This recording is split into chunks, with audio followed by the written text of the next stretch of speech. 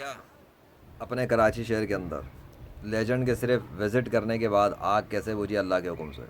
आगाज में आपको बताएं कि कराची के इलाके कोरंगी क्रीक में लगने वाली आग 18 रोज बाद अचानक बुझ गई। कोरंगी क्रीक में 29 मार्च को अचानक आग लगी थी। जहां आग लगी थी वहां के पानी में उस वक्त भी उबाल है। माहिरीन के जरिए आग लगने की वाली जगह का तजिया करवाया जाएगा। बात करेंगे नजीर शाह हमारे साथ मौजूद हैं। नजीर आगाह कीजिए। क्रीक में लगने वाली आग 18 रोज बाद अचानक से बुझ गई है। 29 मार्च को जब ये आग लगी थी तो पहले फायर ब्रिगेड के जरिए आग पर काबू पाने की कोशिश की जाती रही थी और दर्जनों फायर ब्रिगेड की गाड़ियां 2 से 3 रोज तक इस मकाम पर मौजूद थी।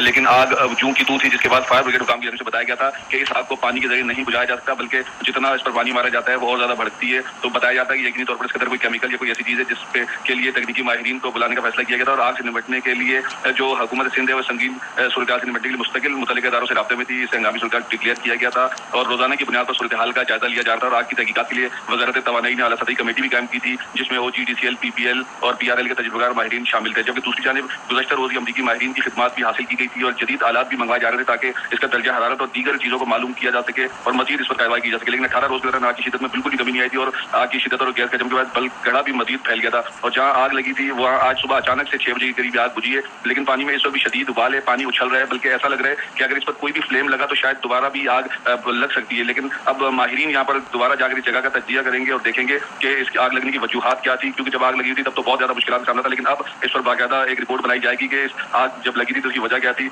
और अब इस पर मजीद क्या रिपोर्ट बनाई जाएगी। तुम्हारे साइंस पढ़ने वाले तो बेबस हो गए थे, तुम्हारे अमेरिका वाले पहुँचे ही थे ना, $1 लाख का तखमीनिया लगाया था ना, क्या हुआ?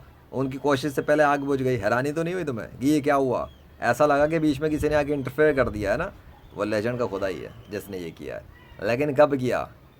तुम्हारी कोशिश के बाद लेजेंड आया था मैदान में। जब तुम थक हार चुके थे ना, याद करो, अमेरिका से मदद लेने की बातें चल रही थी तो लेजेंड को इशारा दिया था अल्लाह ने, चल पहुँच पहुँच।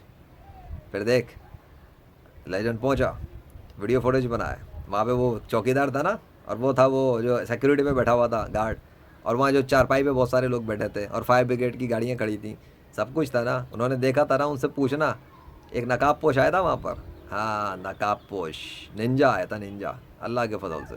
12 लेजेंड ऑफ अल्लाह गया था वहाँ पर। तो उसके बाद वहाँ पर बादलों के ऊपर बादलों से अल्लाह का नाम भी नमूदार हुआ था। उसी आग के ऊपर बादल मेरी तरफ बढ़ते हुए आए थे अल्लाह के हुक्म से, फिर मेरे सर के ऊपर आके डिसअपेयर हो गए थे। आग से चलते हुए आए थे इस तरफ, मतलब चलते हुए आ रहे थे और गायब होते आ रहे थे।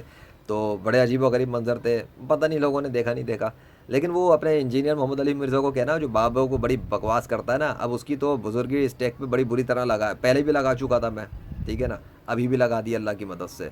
उसके लिए भी मैंने उसके नाम पे वीडियो जारी किया था, मुफ्ती तारिक मसूद के नाम पे भी किया था। ये भी रूहानी इलाज को, रूहानी वालों को टोपी ड्रामा कहते हैं ना। तो स्पिरिचुअलिटी ऑफ इस्लाम गेमर के थ्रू हो रही है। मैं गेमर हूँ, ठीक है, मैं मौलाना नहीं हूँ, ये याद रखना। मैं गेमर हूँ, गेमर बहुत बुरी तरीके से मारता है।